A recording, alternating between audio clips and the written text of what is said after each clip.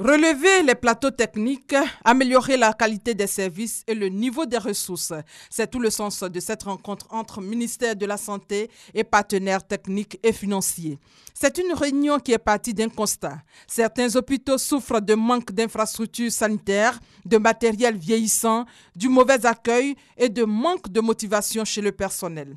Le ministère de la Santé, soucieux du bien-être des Ivoiriens, veut corriger le tir. C'est d'ailleurs pour cette raison que cette rencontre se tient dans le cadre de la mise en œuvre du Plan national de développement sanitaire avec pour objectif d'atteindre la couverture sanitaire universelle au profit des populations. La mise en œuvre du projet de renforcement du système de santé et de préparation à la lutte contre les urgences épidémiques en est-elle une preuve qui justifie la mise à disposition d'un montant de 35 milliards de francs CFA?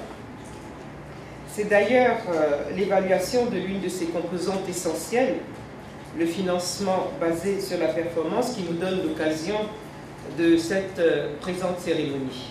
Le financement basé sur la performance est un cadre de réforme de la santé visant à améliorer le secteur afin d'accélérer l'atteinte des objectifs de développement durable et de couverture sanitaire universelle. On est très fiers d'être un partenaire de la Côte d'Ivoire et le grand axe de discussion aujourd'hui, ça concerne la pérennisation.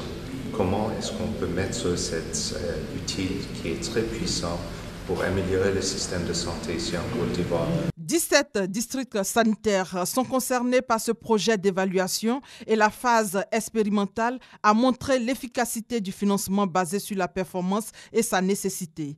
Dans cette phase expérimentale, des chèques ont été remis à certains centres de santé ayant atteint des performances au niveau de la production et de la qualité du service, notamment en termes d'accueil, d'hygiène et de bonne gestion au profit des populations.